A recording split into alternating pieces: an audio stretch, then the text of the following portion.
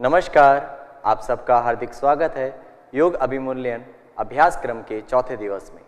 आज हमारा अंतिम अभ्यास क्रम सत्र है। इसमें आज के अभी तक के सभी अभ्यासों को हम यहाँ पर दोहराएंगे और साथ ही साथ कुछ नए अभ्यास के बारे में बात करेंगे। तो प्रार्थना के साथ आज का सत्र शुरू करते हैं। प्रार्थना के लिए किसी भी ध्यानात्मक आसन में बैठ जाएं, मेरुदंड सीधा करें और दोनों हाथों को धीरे से नमस्कार मुद्रा का स्वरूप प्रदान करें और आंखों को कोमलता से बंद करें। एक बार गहरा लंबा श्वास लें और धीरे धीरे श्वास बाहर करें। और अब प्रार्थना के लिए गहरा श्वास भरें।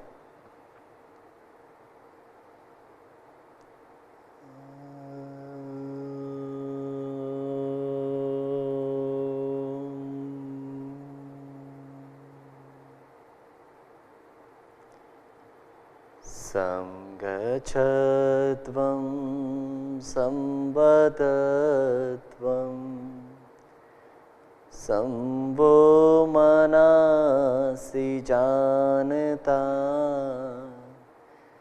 देवाभागं यथा पूर्वे संज्ञानान उपासते संज्ञानान उपासते। धीरे से अपनी हथेलियों का स्पर्श आंखों पे कराएं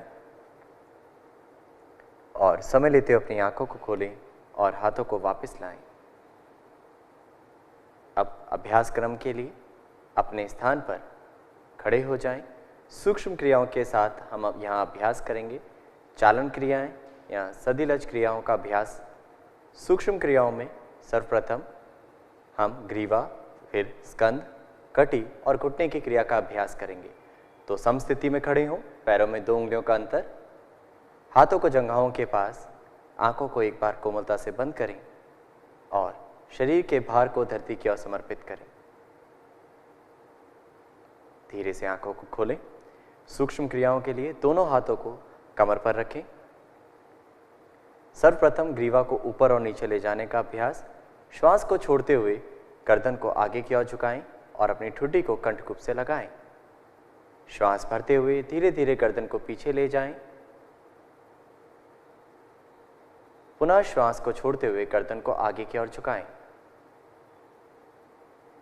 एक बार पुनः श्वास भरते हुए गर्दन को पीछे की ओर ले जाएं और अब मध्यम भाग में वापस आएं। ग्रीवा की दूसरी क्रिया, ग्रीवा दाएं एवं बाईं ओर झुकाने का अभ्यास। श्वास छोड़ते हुए गर्दन को दाईं दिशा की ओर झुकाएं। दाहिने कान को दाएं कंधे से स्पर्श कराने की कोशिश। श्वास भरते हुए गर्दन को मध्यम भाग में वापस लाएं। अब श्वास छोड़ते हुए गर्दन को बाईं दिशा में झुकाएं। बाएं कान को बाएं कंधे के समीप लाने की कोशिश। श्वास भरते हुए मध्यम भाग में वापस आएं। एक बार और दोहराएं। एक्सेल या श्वास छोड़ते हुए गर्दन दाहिनी तरफ, श्वास भरते हुए मध्यम भाग, श्वास छोड़ते हुए बाईं तरफ और श्वास भरते हुए मध्यम भाग। अब ग्रीवा की तीसरी क्रिया, ग्रीवा दाएं एवं बाईं ओर मोड़ने का अभ्यास। श्वास छोड़ते हुए गर्दन को दाईं दिशा में मोड़ें। दाईं कंधे को दाईं ठुड्डी की सीध में कोशिश करें, एक सीध में आ पाए। श्वास भरते हुए मध्यम भाग। अब श्वास छोड़ते हुए गर्दन को बाईं दिशा में मोड़ें और अपनी ठुड्डी को कंधे की सीध में लाने की कोशिश करें। श्वास भरते हुए मध्यम भाग। एक बार पुनः दोहराएं। श्वास छोड़ते हुए दाहिनी तरफ, श्वास भरते हुए मध्यम भाग, श्वास छोड़ते हुए बाईं तरफ और श्वास भरते हुए मध्यम भाग। अब चौथी और अंतिम ग्रीवा की क्रिया। श्वास छोड़ते हुए गर्दन को आगे की ओर झुकाएं। ध्यान रहे, जिन साधकों को सर्वाइकल स्पॉन्डिलाइटिस जैसी परेशानी है वो गर्दन आगे ना झुकाएं और गर्दन से संबंधित विकारों वाले व्यक्ति विशेष इन अभ्यासों को सावधानी पूर्वक करें। श्वास भरते हुए गर्दन को दाईं दिशा से ऊपर की ओर ले जाएं गोलाकार घुमाने के लिए। श्वास छोड़ते हुए गर्दन को पूर्ण रूप से गोलाकार करते हुए नीचे की ओर लाएं। एक बार पुनः दोहराएं, श्वास भरते हुए पीछे की ओर ले जाएं। श्वास छोड़ते हुए ग्रीवा को पूर्ण रूप से नीचे की ओर लाएं। अब इसी अभ्यास को विपरीत दिशा से दोहराएं, श्वास भरते हुए पीछे की ओर, आंखें खुली रखें। श्वास छोड़ते हुए गर्दन को पूर्ण रूप से शून्य करते हुए नीचे की ओर लाएं। एक बार दोहराएं, श्वास भरते हुए पीछे और श्वास छोड़ते हुए नीचे की ओर वापस। अब श्वास भरते हुए गर्दन को मध्यम भाग में वापस लाएं, हाथों को वापस लाएं और आंखों को बंद करें। इन 4 क्रियाओं का प्रभाव, इस 4 क्रियाओं के अभ्यास के बाद ग्रीवा पे किस प्रकार का प्रभाव पड़ रहा है उसकी जानकारी प्राप्त करें।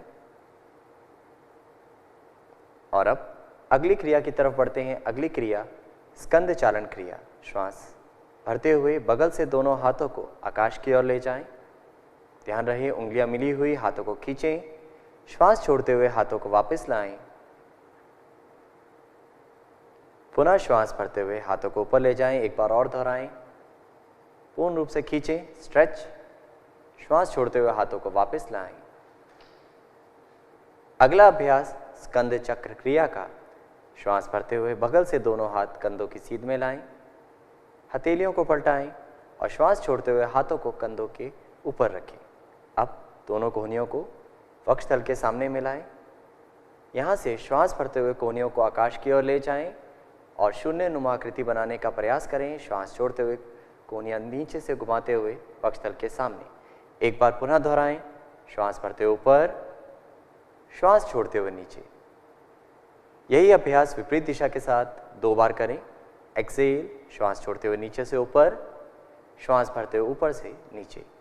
एक बार पुनः दोहराएं, श्वास छोड़ते हुए नीचे, फिर श्वास भरते हुए ऊपर और फिर वक्षस्थल के सामने। अब श्वास भरते हुए हाथों को खोल लीजिए और हाथों को सीधा करें कंधे की सीध में। हथेलियां पलटाएं, श्वास छोड़ते हुए हाथों को वापस लाएं। एक बार पुनः आंखें बंद करें और कंधों पर आए इसके प्रभाव का अनुभव करें। यह अभ्यास कंधों से संबंधित विकारों को दूर करने में मदद प्रदान करता है। अगला अभ्यास कटी चालन क्रिया। यहाँ पर हम 2 अभ्यास करेंगे, एक आगे और पीछे झुकने का अभ्यास और एक दाएं एवं बाईं ओर मोड़ने का अभ्यास। तो कटी चालन के पहले अभ्यास के लिए पैरों में कंधों से अधिक दूरी बनाएं। अब दोनों हाथों को श्वास भरते हुए सामने से ऊपर की ओर ले जाएं, पूर्ण रूप से पहले खींचें और अब श्वास छोड़ते हुए पीछे झुकें जितना संभव है। आंखें खुली रखें। श्वास भरते हुए मध्यम भाग में आए, श्वास छोड़ते हुए आगे की ओर झुकें सीधी कमर के साथ और अपने हाथों को पैरों के बीच में रखते हुए गर्दन को भी नीचे की ओर झुकाएं। एक बार पुनः दोहराएं, श्वास भरते हुए ऊपर, खींचते हुए जाएं, श्वास छोड़ते हुए पीछे जाएं, आंखें खुली, श्वास भरते हुए मध्यम भाग और श्वास छोड़ते हुए आगे झुकें सीधी कमर के साथ और हाथों को पैरों के बीच में रखें और शरीर को, कमर को नीचे की ओर खींचने का प्रयास करें। श्वास भरते हुए मध्यम भाग में वापस आएं, हाथों को खींचें, श्वास छोड़ते हुए हाथों को बगल से वापस ले आएं और पैरों को भी मिलाएं, विश्राम करें। कटी चालन क्रिया का दूसरा अभ्यास कटी शक्ति विकासक क्रिया, ट्रंक ट्विस्टिंग। पैरों में कंधे जितना अंतर दें। श्वास भरते हुए दोनों हाथों को कंधों की सीध में सामने से उठाएं और श्वास छोड़ते हुए शरीर को दाईं तरफ मोड़ें। कोशिश करें नाभि से निचला भाग सीधा रहे। श्वास भरते हुए मध्यम भाग, श्वास छोड़ते हुए बाईं तरफ, हाथों को कंधों की सीध में रखें। श्वास भरते हुए मध्यम भाग। एक बार पुनः दोहराएं, श्वास छोड़ते हुए दाहिनी तरफ, श्वास भरते हुए मध्यम भाग, श्वास छोड़ते हुए बाईं तरफ और धीरे धीरे मध्यम भाग में वापस आए। श्वास को भरते हुए हाथों को वापस ले आएं, पैरों को मिलाएं और विश्राम करें। आंखों को बंद करके कटी प्रदेश में और 2 क्रियाएं जो आपने की उनका प्रभाव अनुभव करें। अब चौथी और अंतिम सूक्ष्म क्रिया सामान्य योग अभ्यास क्रम में जो हमारी है घुटने की चालन क्रिया। तो घुटने चालन क्रिया के लिए पैरों में कंधों जितना अंतर दें। श्वास भरते हुए दोनों हाथों को कंधे की सीध में सामने से उठाएं। हथेलियों का मुख नीचे की ओर। श्वास छोड़ते हुए घुटनों को मोड़ते हुए बैठने की स्थिति में आए। जिन साधकों को घुटनों से संबंधित विकार है वो इस अभ्यास को सावधानी पूर्वक करें या किसी योग प्रशिक्षक की देखरेख में करें। श्वास भरते हुए वापस, श्वास छोड़ते हुए पुनः बैठने की स्थिति में आए। श्वास भरते हुए वापस और धीरे से हाथों को वापस लाएं और पैरों को मिलाएं। क्रिया के प्रभाव के साथ जुड़े। हर अभ्यास करते वक्त हम श्वास प्रश्वास अभ्यास का पूर्ण प्रभाव उस वक्त तो अनुभव कर ही रहे होते। अभ्यास के पश्चात भी यदि हम उसका प्रभाव अनुभव करें तो हम अभ्यास को और गहरे स्तर पर ले जा सकते हैं। अब योगासनों का अभ्यास करेंगे। सर्वप्रथम ताड़ासन। ताड़ासन के लिए अपने शरीर को मोड़ें, दिशा बदलें। ताड़ासन के लिए पैरों में 2 उंगलियों का अंतर बनाकर खड़े हो जाएं। श्वास भरते हुए दोनों हाथों को सामने से कंधों की सीध में लेके जाएं। श्वास छोड़ते हुए हाथों की उंगलियां फंसाएं और हथेलियों को पलटा के बाहर की दिशा का स्वरूप दें। श्वास भरते हुए दोनों हाथों को ऊपर ले जाएं और एक बार पूरे शरीर को ताने, पूरे शरीर को एक खिंचाव कर दें और एक सही स्वरूप देने के पश्चात सामने एक बिंदु पर देखते हुए धीरे से अपनी एड़ियां उठाएं और पंजों पर संतुलन बनाएं। याद रहे यहाँ पर सामान्य श्वास प्रश्वास करते रहें। किसी भी आसन में जब हम स्थिरता का स्तर छूते हैं तो वहाँ श्वास रोकने की आवश्यकता नहीं है। धीरे से एड़ियों को वापस लाएं, हाथों को बगल से वापस ले आएं और श्वास छोड़ते हुए हाथ नीचे लाने के पश्चात विश्राम करें। ताड़ासन शरीर में मेरुदंड को मजबूती प्रदान करता है। ताड़ासन शरीर में संतुलन बनाने में बहुत लाभदायक है। और अब अगले अभ्यास की ओर बढ़ते हैं। अगला अभ्यास अर्धचक्रासन। पैरों में 2 इंच की दूरी ही बनाकर खड़े हों। यदि आपको लगे कि पीछे झुकने में आपका संतुलन नहीं बन पाता है तब आप अपने पैरों में थोड़ा अंतर बढ़ा सकते हैं। अब दोनों हाथों को कमर पर रखें, कोहनियों को समानांतर करें। श्वास भरते हुए धीरे से ग्रीवा को पीछे की ओर ले जाएं। श्वास छोड़ते हुए धीरे से और पीछे झुकने की कोशिश करें। याद रहे आंखें खुली हुई हों, घुटने सीधे हों और सामान्य श्वास प्रश्वास का अनुभव करते रहें। श्वास को रोकने का प्रयास ना करें। स्थिति में बने रहें। अर्धचक्रासन से धीरे धीरे श्वास भरते हुए वापस आएं और हाथों को भी नीचे ले आएं। विश्राम करें। अर्धचक्रासन शरीर में लचीलापन बढ़ाता है और साथ ही साथ फेफड़ों की कार्यक्षमता को बढ़ाता है। अब अगले अभ्यास की ओर बढ़ते हैं जो बैठकर किए जाने वाले आसनों का अभ्यास। इस 4 दिन के सत्र काल में हम कुछ आसनों को यहाँ पर दर्शा रहे हैं।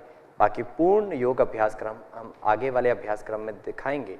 तो अब धीरे से बैठ जाएं। अगले अभ्यास के लिए दंडासन में। दंडासन दोनों पैरों को मिलाएं, हाथों को नितंब के पास रखें, कमर को सीधा करें। यह स्थिति दंडासन की स्थिति है। अब यहाँ से हम वज्रासन की तरफ बढ़ेंगे। दाहिने पैर को मोड़ें,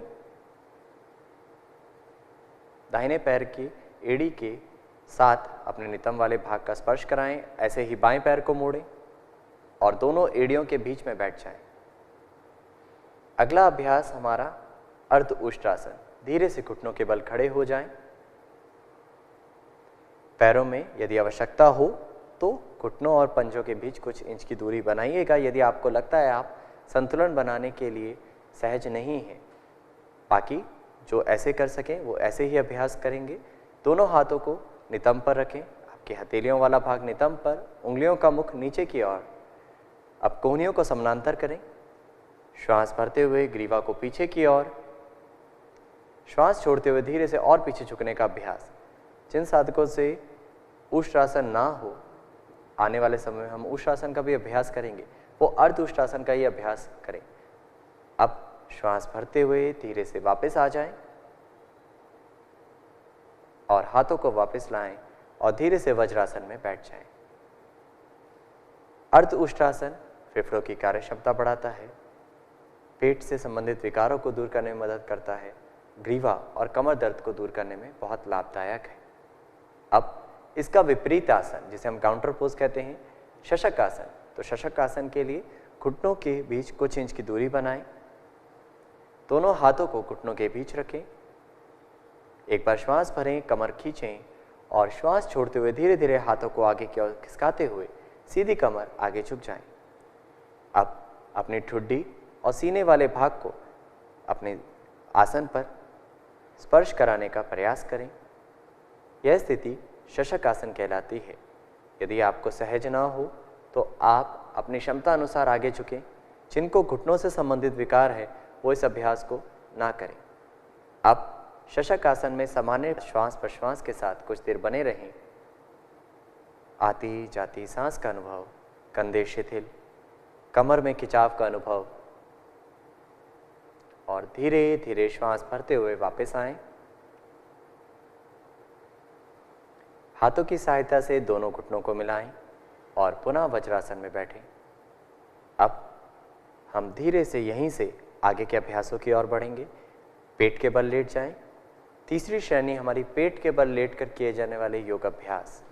तो पेट के बल लेटकर करने वाले अभ्यासों में हमारा सर्वप्रथम हम मकर आसन का अभ्यास करेंगे। हथेली के ऊपर हथेली रखें, दोनों पैरों में कुछ इंचों की दूरी बनाएं, पंजों को बाहर की दिशा में करें और अपना गाल दायां या बायां गाल स्पर्श कराएं, सिर को विश्राम दें। इस स्थिति में कमर के प्रति, शरीर के प्रति सजग हो और श्वास प्रश्वास का अनुभव करें। यह फेफड़ों की कार्यक्षमता बढ़ाने में लाभदायक है, साथ ही साथ शरीर को शिथिल करने में सहायता प्रदान करता है, शरीर को शिथिलीकरण की तरफ लेकर जाता है। मकर आसन, यहाँ से हम बढ़ेंगे हमारे अभ्यास क्रम का जो आसन है सरल भुजंगासन। तो दोनों पैरों को मिलाएं, दोनों हाथों को आगे की ओर खींचें, पूर्ण रूप से तानें और अब श्वास छोड़ते हुए हाथों को बगल में लेकर आएं।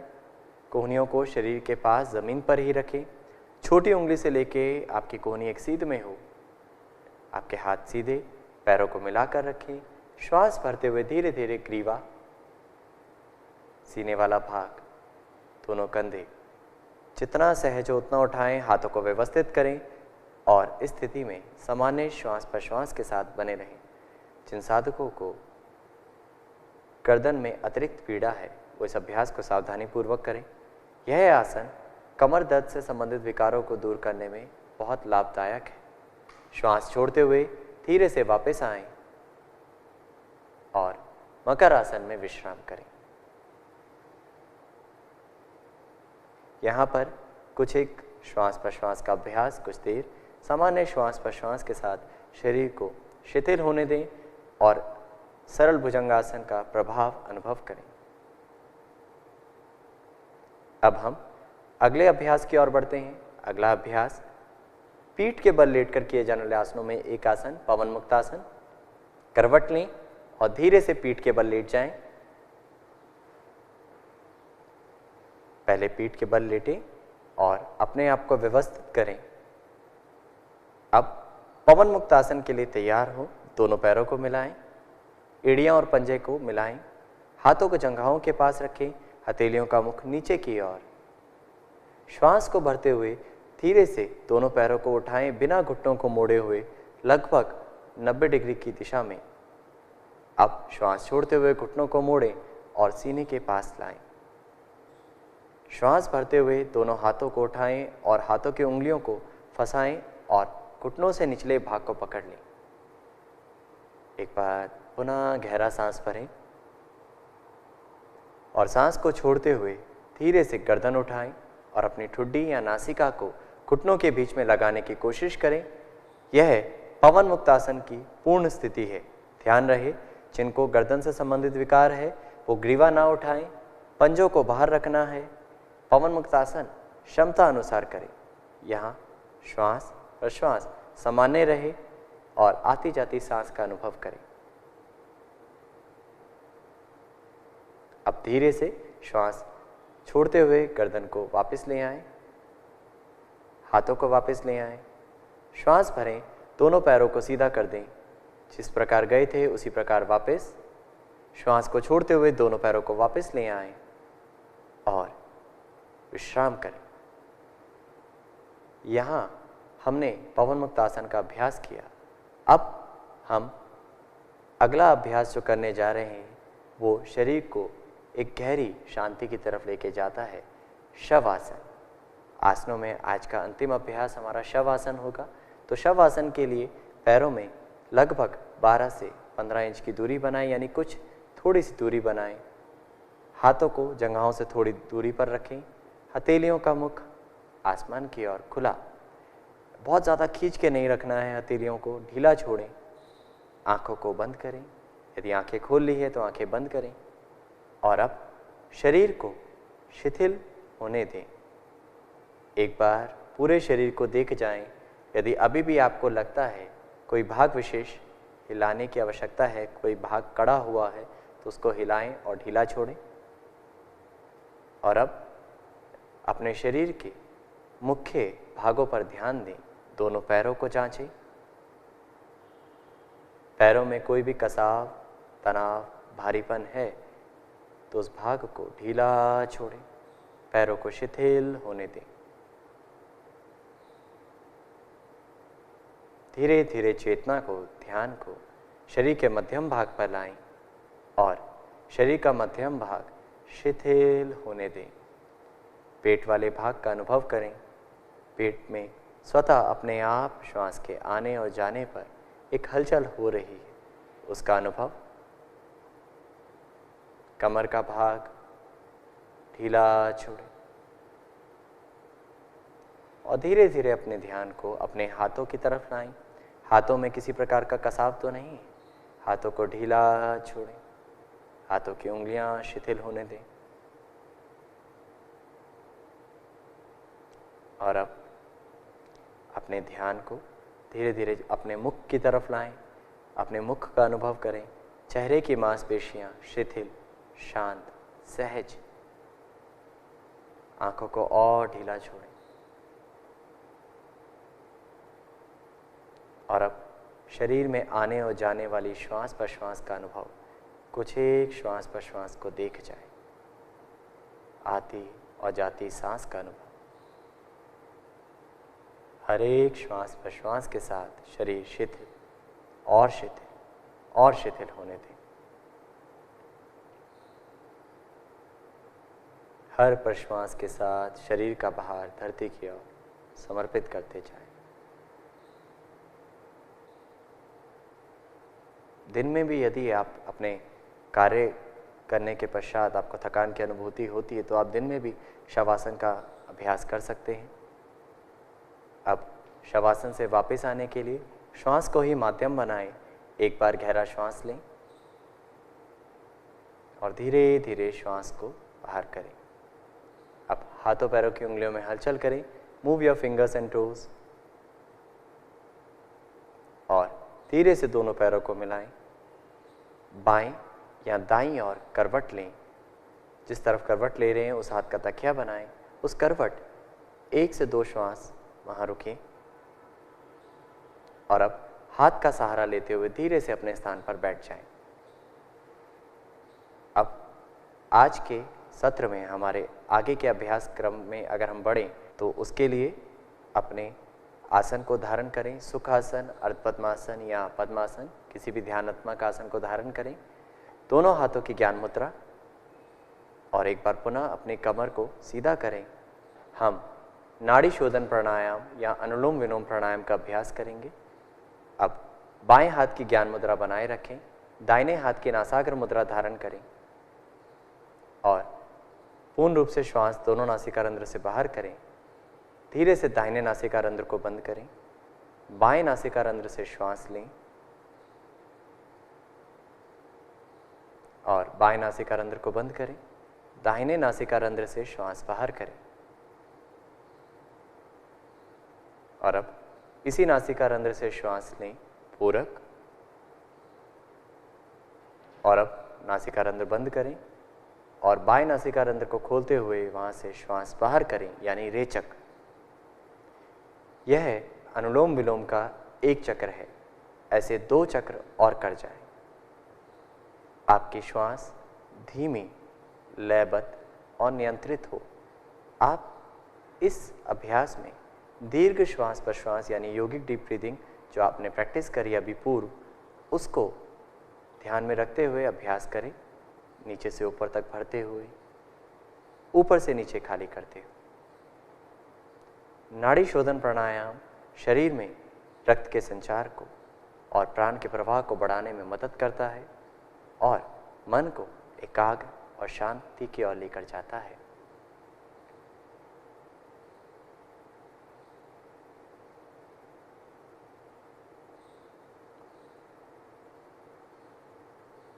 नाड़ी शोधन प्राणायाम। जब आप बाएं नासिका रंध्र से पूर्ण कर लें, उसके बाद हाथ को वापस ले आएं और अब इसके प्रभाव के साथ जुड़ें। Feel the impact. और अब आज का हमारा मुख्य अभ्यास जो आज के सत्र में हम कहीं ना कहीं आप लोगों के साथ साझा करने जा रहे हैं, अभ्यास सिखाने की कोशिश करने जा रहे हैं, वह है ध्यान। और ध्यान कोई भी व्यक्ति विशेष करवा नहीं सकता, वो तो अनुभव की बात है। तो ध्यान करने के लिए आप एक बार पुनः अपने आसन को जांच लें। किसी भी ध्यानात्मक आसन में सुखासन, अर्धपद्मासन, पद्मासन, जिसमें सहज हो वह आसन धारण करें। दोनों हाथों की ज्ञान मुद्रा। अब ज्ञान मुद्रा से धीरे धीरे ध्यान मुद्रा धारण करें। यदि आप ज्ञान मुद्रा में सहज है तो वह, अन्यथा ध्यान मुद्रा धारण करें और मेरुदंड सीधा करें।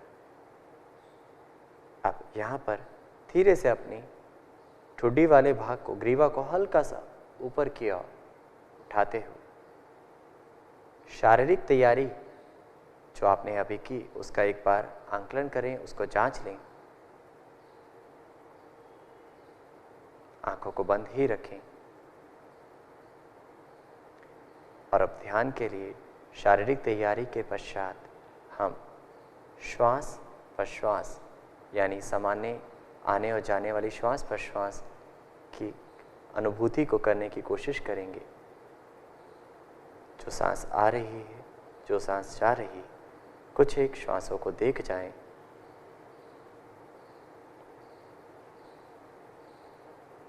शरीर, श्वास और श्वास के बाद शरीर की संवेदनाओं का अनुभव करें।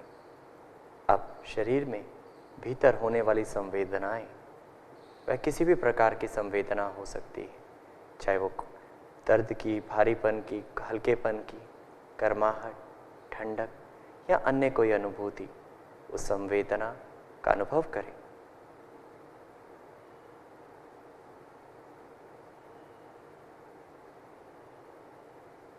और भीतर और भीतर जाने का भाव।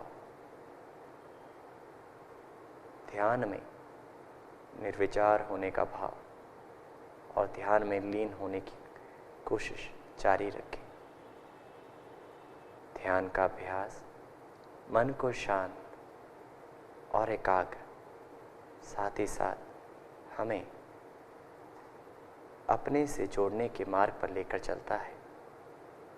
तो ध्यान योग का बहुत मुख्य अंग है, या ये कहें ध्यान से पूर्व की जितनी भी क्रियाएं, आसन, अभ्यास हैं, वो ध्यान की तैयारी ही कही तो गलत नहीं होगा। और अब धीरे धीरे वापस आने के लिए श्वास को माध्यम बनाएं। एक बार धीमा गहरा श्वास लें और गहरा श्वास बाहर करें।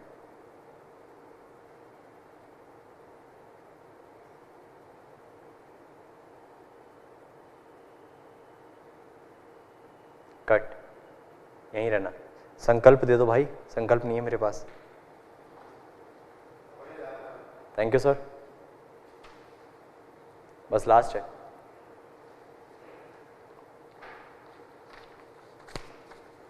अब मेरे पे, ठीक है? रेडी? अब भीतर ही मन संकल्प धारण करें। हमें अपने मन को हमेशा संतुलित रखना है। इसी में हमारा आत्मविकास समाया है। मैं स्वयं के प्रति, कुटुंब के प्रति, कार्य, समाज और विश्व के प्रति शांति, आनंद और स्वास्थ्य के प्रचार के लिए प्रतिबद्ध हूँ। अब धीरे से शांति पाठ के लिए दोनों हाथों को नमस्कार मुद्रा का स्वरूप प्रदान करें।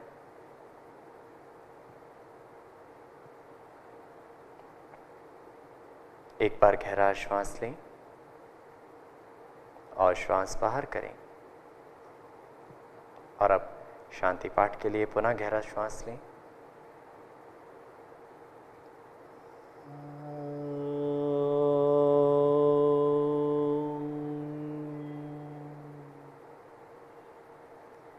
सर्वे भवन्तु सुखिनः, सर्वे सन्तु निरामया, सर्वे भद्राणि पश्यन्तु, मा कश्चित् दुःखभाग् भवेत्, मा कश्चित् दुःखभाग् भवेत्। ॐ शान्ति शान्ति शान्ति।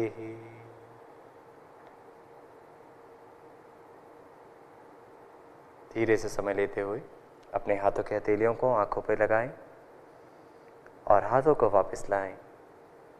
आंखों को खोलें। धन्यवाद। आज 4 दिन का योग अभिमूल्यन कार्यक्रम यहाँ समाप्त हुआ और अब हम आगे के 12 दिवसीय प्रोग्राम की ओर बढ़ेंगे। तो आशा करते हैं आप सब ने योग के अभ्यास को हमारे साथ किया होगा, सीखा होगा और योग की जानकारी को अपने जीवन में अपनाकर योगमय और स्वस्थमय जीवन की संरचना कर पाएं। धन्यवाद। जय हिंद, जय भारत।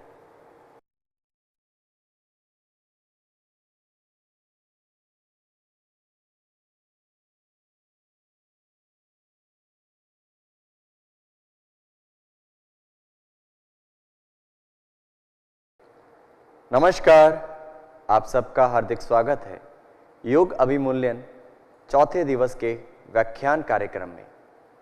आज कोई भी ऐसा व्यक्ति विशेष नहीं होगा जो योग शब्द को ना जानता हो या योग के बारे में ना जानता हो। आज पूरे विश्व भर में योग के अभ्यास को बहुत बड़े स्तर पर करा जा रहा है। इसके पीछे कहीं ना कहीं बहुत बड़ा योगदान अंतर्राष्ट्रीय योग दिवस का है और अंतर्राष्ट्रीय योग दिवस की संरचना किस प्रकार हुई, आज हम इस व्याख्यान में उसको जानेंगे और क्या क्या उस अंतर्राष्ट्रीय योग दिवस में निर्धारित किया गया और क्या क्या स्वरूप उसमें बनाया गया उसको जानेंगे। तो पहले प्रार्थना से शुरू करते हैं। दोनों हाथों को नमस्कार मुद्रा में जोड़ें, आंखों को कोमलता से बंद करें, गहरा सांस लें प्रणव अक्षर के उच्चारण के लिए।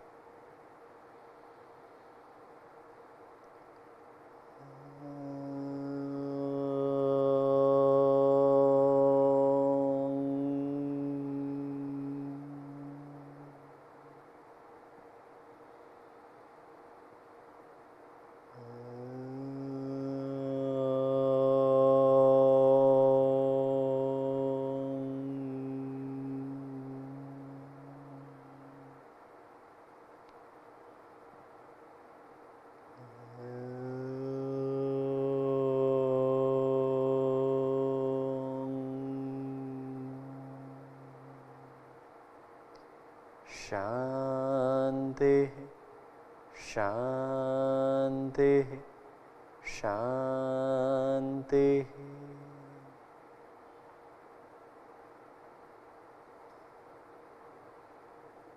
समय लेते हुए अपनी आंखों को खोलें। एक बार पुनः आप सबका हार्दिक स्वागत है।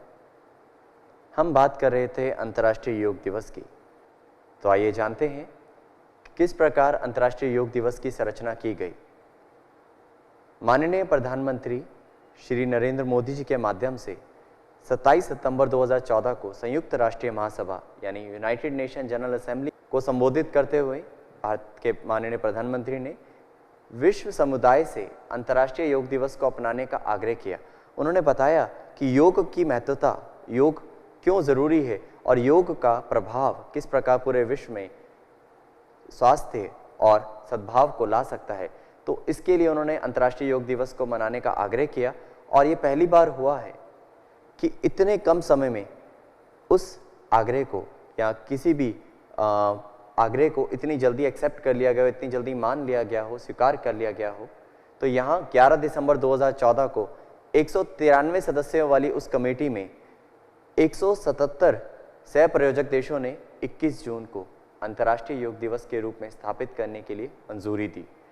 अपने संकल्प में यूनाइटेड नेशन जनरल असेंबली ने माना कि योग स्वास्थ्य और कल्याण के लिए एक समग्र दृष्टिकोण प्रदान करता है और विश्व के स्वास्थ्य हेतु योग अभ्यास करने के लाभों के विषय में जानकारी का व्यापक प्रसार करता है। अर्थात योग शारीरिक, मानसिक और आध्यात्मिक स्तर पे बहुत बड़ा योगदान देता है, बहुत बड़ा लाभ प्रदान करता है। आयुष मंत्रालय के माध्यम से एक कमेटी बनी, जिस कमेटी में उन्होंने अंतर्राष्ट्रीय योग दिवस पर पूरा विश्व एक अभ्यास क्रम कर सके और एक जैसा अभ्यास क्रम कर सके। इस कमेटी में पूरे विश्व भर के प्रमुख योग संस्थानों के बड़े बड़े योग गुरुओं ने मिलकर, योग विशेषज्ञों ने मिलकर एक सामान्य योग अभ्यास क्रम की संरचना करी, जिसे हम कॉमन योगा प्रोटोकॉल के नाम से जानते हैं। पहले साल में ये कॉमन योगा प्रोटोकॉल 35 मिनट का था और फिर द्वितीय वर्ष से ये 45 मिनट का निर्धारित किया गया। तो आइए जानते हैं उस सामान्य योग अभ्यास क्रम में क्या क्या संयोजित किया गया इन महान योग विशेषज्ञों के द्वारा, किस प्रकार वो योग सामान्य योग अभ्यास क्रम निर्धारित हुआ। सबसे पहले सर्वप्रथम प्रार्थना की बात की जाती है, तो प्रार्थना से उस योग अभ्यास क्रम की शुरुआत की गई। उस अभ्यास क्रम में प्रार्थना को बहुत मुख्य बड़ा रोल या बहुत बड़ा अहम भूमिका उसकी मानी जाती है। यदि आप प्रार्थना में विश्वास नहीं रखते हैं तो आप कुछ देर मौन रहकर अपने श्वास का भी अनुभव कर सकते हैं। मुख्य भाव ये है कि पहले हम शांत हों, शांत वातावरण के साथ हम आगे के अभ्यासों के लिए अपने आप को तैयार कर सकें, यानी मन को संतोष में हिलाएं और उसके बाद आगे के अभ्यासों की तरफ बढ़ सकें। तो प्रार्थना के लिए किसी भी ध्यानात्मक आसन का चयन किया जा सकता है, सुखासन, पद्मासन, अर्ध पद्मासन या वज्रासन, जिसमें आप सहज हों। और यह योगिक क्रियाओं के लाभ को प्राप्त करने हेतु इसका अभ्यास किया जाता है। उसके पश्चात योगिक सूक्ष्म व्यायाम की बात की गई। योगिक सूक्ष्म व्यायाम स्वामी धीरेन्द्र ब्रह्मचारी जी के माध्यम से दिए गए बहुत बड़ा योगदान है पूरे विश्व भर के लिए, और बाकी विश्व गुरुओं के द्वारा भी इस क्रियाओं को कुछ स्वरूप उसमें हल्का सा बदलाव लाकर इनमें 4 मुख्य जोड़ों के लिए क्रियाओं को निर्धारित किया गया। उनमें गर्दन की क्रिया, कंधों की क्रिया, कमर की क्रिया और घुटने की क्रिया, इन 4 क्रियाओं को निर्धारित किया गया उस सूक्ष्म क्रिया के अभ्यास में। उसको हम सूक्ष्म क्रिया, शीतलीकरण क्रियाएं या सडिलज क्रिया के नाम से भी जानते हैं। तो आइए जानते हैं कौन कौन सी क्रियाएं इसमें जोड़ी गई। गर्दन की 4 क्रियाओं का वर्णन यहाँ हमें देखने को मिलता है। ग्रीवा की पहली क्रिया, हम गर्दन को आगे और पीछे यानी ऊपर और नीचे की ओर लेकर जाते हैं। दूसरी क्रिया में ग्रीवा को दाएं एवं बाईं ओर झुकाने का कार्य करते हैं, लेटरल बेंडिंग। तीसरी क्रिया में दाएं एवं बाईं ओर मोड़ने का अभ्यास है और चौथी क्रिया में ग्रीवा को गोलाकार घुमाने का अभ्यास है। ये सभी क्रियाएं श्वास की क्रियाओं के साथ यानी श्वास के साथ तालमेल बनाते हुए, समन्वय बनाते हुए करनी है। अब दूसरी क्रिया की तरफ बढ़ते हैं, कंधे चालन की क्रिया। दूसरा जोड़, कंधे का अनुभव कराया गया, कंधे को शिथिल कराया गया, कंधे को लचीला बनाया गया कंधे की चालन क्रिया के अभ्यास से। कंधे की चालन क्रियाओं में 2 क्रियाएं हैं। एक, कंधे को चलाने के लिए हाथों को ऊपर नीचे ले जाने का अभ्यास बहुत सरल तरीके से। दूसरा, कंधे को गोलाकार घुमाने का अभ्यास। और तीसरी क्रिया की तरफ बढ़ें तो कटी चालन क्रिया, कमर की कहीं ना कहीं कमर को दाएं एवं बाईं ओर मोड़ने का अभ्यास। ऐसे तो कमर की बहुत सारी क्रियाएं हैं, पर इस सामान्य योग अभ्यास क्रम में कटी की इस क्रिया को लिया गया। और अगली क्रिया घुटने की चालन क्रिया, घुटने के जोड़ को लचीला बनाने के लिए। इतनी क्रियाओं के अभ्यास से आप आगे के अभ्यासों के लिए तैयार होते हैं। आगे कौन से अभ्यास हैं, आइए जानते हैं। आगे हमारे योगासनों की हम बात करते हैं। योगासनों में सर्वप्रथम खड़े होकर किए जाने वाले योगासनों का चयन किया गया और उनमें भी 5 मुख्य योगासनों का स्वरूप यहाँ पर लिया गया, उसको अभ्यास में लाया गया। पहला ताड़ासन, दूसरा वृक्षासन, अर्धचक्रासन, पादहस्तासन और त्रिकोणासन। ये 5 आसन हैं जो कहीं ना कहीं हमारे खड़े होकर अभ्यास करने से हमारे शरीर के संरेखन और संतुलन को बनाने में मदद प्रदान करते हैं। उसके पश्चात बैठकर किए जाने वाले आसनों की तरफ बढ़ते हैं। तो 7 आसनों का चयन इस बैठकर किए जाने वाले अभ्यास के लिए किया गया। उसमें सर्वप्रथम दंडासन, दूसरा भद्रासन, फिर अर्धउष्ट्रासन, फिर उष्ट्रासन। जिनसे उष्ट्रासन ना हो वो अर्धउष्ट्रासन का अभ्यास करें। उसके पश्चात काउंटर पोज या उसका विपरीत आसन शशक आसन और उत्तान मंडूकासन, फेफड़ों की कार्यक्षमता बढ़ाने का कार्य जो करता है। वक्रासन, कहीं ना कहीं कमर के निचले क्षेत्र को सशक्त करने में मदद प्रदान करने वाले ये 7 आसनों को यहाँ चयन किया गया। उसके पश्चात पेट के बल लेटकर किए जाने वाले आसनों का चयन किया गया। 3 आसन यहाँ पर उस श्रेणी में रखे गए। पहला मकर आसन, दूसरा अभ्यास भुजंगासन। भुजंगासन मेरुदंड को लचीला बनाने में, फेफड़ों की कार्यक्षमता बढ़ाने में बहुत लाभकारी है। उसके पश्चात शलभासन, जिसमें कहीं ना कहीं दोनों पैरों को क्षमता अनुसार उठाया जाता है। पैल्विक क्षेत्र को मजबूत करने के लिए और फेफड़ों की कार्य क्षमता को बढ़ाने के लिए ये तीनों आसन बहुत लाभकारी हैं। इसके पश्चात अगर हम बात करें अगले श्रेणी की, तो कहीं ना कहीं हम पीठ के बल लेटकर किए जाने वाले आसनों की तरफ बढ़ें तो ज़्यादा उसको हम देख पाते हैं। वहाँ पर 5 आसनों का चयन किया गया। पहला आसन सेतुबंध आसन, जो मेरुदंड के लिए बहुत लाभदायक है, फेफड़ों के लिए बहुत लाभदायक है। दूसरा आसन उत्तान पादासन, नाभि क्षेत्र के लिए बहुत लाभदायक है, फेफड़ों के लिए बहुत लाभदायक है और रक्त के संचार को विपरीत यानी टॉप्सी टर्वी पोस्चर्स की श्रेणी में आने वाला एक अभ्यास है। उसके पश्चात अर्धहलासन, जो हाइपरटेंशन को दूर करने में बहुत मदद प्रदान करता है और भी इसके बहुत सारे लाभ हैं। फिर पवन मुक्त आसन और शवासन। तो ये 5 आसनों का चयन उस पीठ के बल लेटकर किए जाने वाले आसनों की श्रेणी में किया गया और ये 5 आसन उदर के अंगों को सशक्त करने में बहुत मदद प्रदान करते हैं। इसके पश्चात का अभ्यास शोधन क्रिया, जो प्राणायाम के लिए पूर्व तैयारी है। षटकर्म का अभ्यास, जिसमें एक कपालभाति क्रिया का चयन किया गया, जो साइनस से संबंधित विकारों को दूर करने में मदद प्रदान करती है। उसके पश्चात प्राणायाम, प्राणों को आयाम देने के लिए 3 मुख्य प्राणायामों का चयन यहाँ पर किया गया। पहला नाड़ी शोधन, एक नासिकारंध्र से लिया जाता है, दूसरे नासिकारंध्र से श्वास को छोड़ा जाता है। फिर जिस नासिकारंध्र से हम श्वास छोड़ते हैं वहीं से उसको पूरक करते हैं और दूसरे नासिकारंध्र से हम रेचक करते हैं। तो यह प्रोसेस कहीं ना कहीं इस प्रकार चलता है और इसके 10 से 15 चरण यदि आप रोज़ाना करते हैं तो प्राण का प्रवाह पूरे शरीर में आप बढ़ाते हैं। उसके बाद शीतली प्राणायाम का चयन किया गया और भ्रामरी प्राणायाम। तो ये प्राणायाम फेफड़ों की कार्यक्षमता को बढ़ाने में मदद प्रदान करते हैं और पूरे शरीर में प्राण के प्रवाह को बढ़ाने में मदद प्रदान करते हैं। साथ ही साथ हमारे मन को शांत करके धारणा और ध्यान की तरफ अग्रसर करने में बहुत बड़ा योगदान देते हैं। तो इसके बाद का जो चयन किया गया अभ्यास वो है ध्यान। और ध्यान, तो ध्यान मन को शांत रखने में मदद प्रदान करता है। ध्यान कहीं ना कहीं शरीर को एकाग्रता की तरफ लेके जाता है। ध्यान खुद को खुद से जोड़ने का मार्ग दिखाता है। तो यहाँ तक तो ये हमारा पूरा अभ्यासक्रम सामान्य योग अभ्यासक्रम में चुना गया। उसके बाद संकल्प बहुत बड़ा मुख्य रोल निभाता है। अंत में हम संकल्प लेते हैं। तो इसके बाद शांति पाठ, शांति मंत्र, अंत में प्रार्थना का ही प्रावधान चुना गया और अंत में प्रार्थना करवाई जाती है और यहाँ हमारा योग अभ्यासक्रम पूर्ण होता है। तो अंतर्राष्ट्रीय योग दिवस में पूरे जोश और उल्लास के साथ पूरा विश्व इस सामान्य योग अभ्यासक्रम को करता है और हम अब 7वें अंतर्राष्ट्रीय योग दिवस की ओर बढ़ रहे हैं और आशा करते हैं हम इसको भी बहुत धूमधाम से उसी हर्ष और उल्लास के साथ मनाएंगे। तो धन्यवाद। यहाँ हम व्याख्यान को विश्राम देते हैं।